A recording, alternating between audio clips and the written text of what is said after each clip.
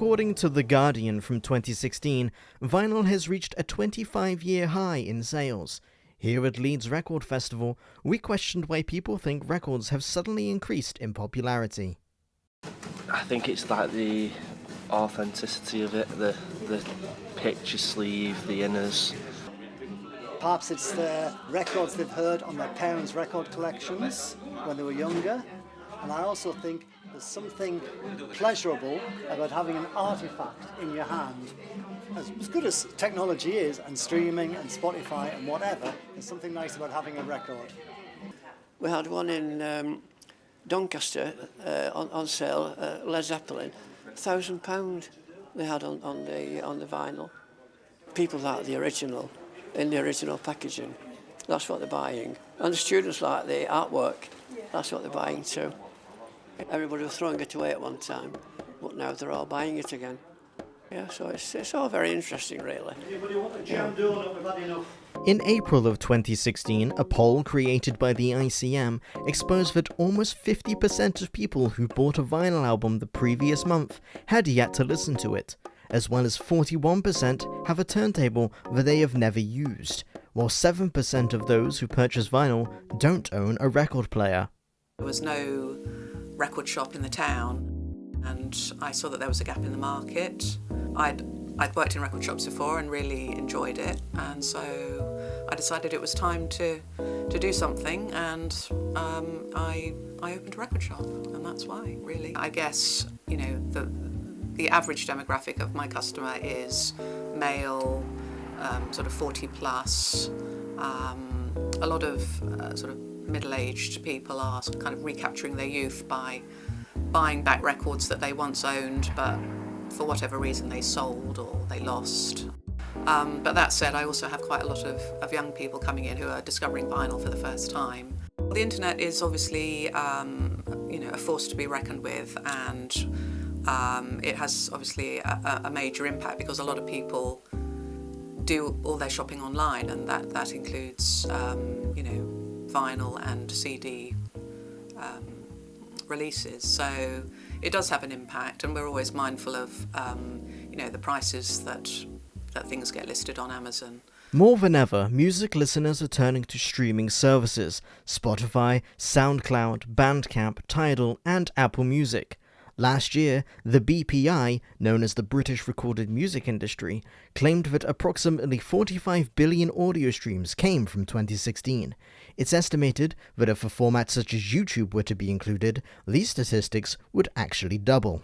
Millennials themselves use entertainment, media, and music apps more than 75% than any other age group.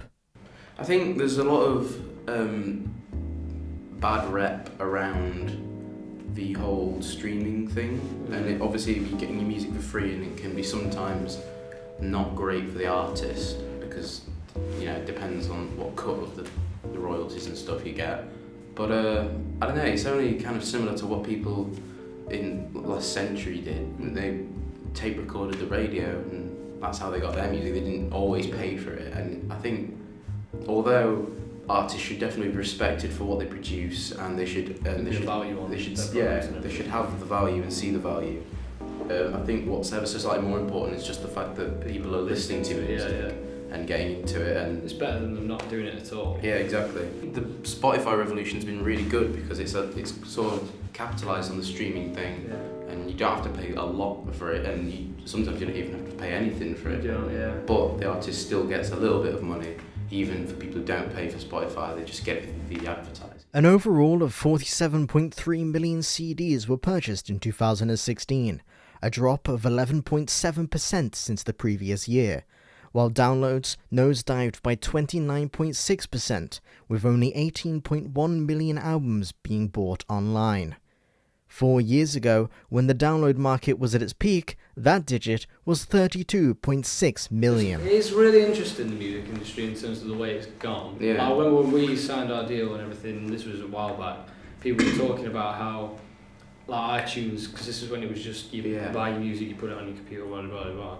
They were saying it's all going streamed, and we were like, is it really? Yeah. Because we didn't know anything about it. A lot of bands are kind of trying to chase the new sound, and like, but a lot of people interpret that as what's going on at the moment. No.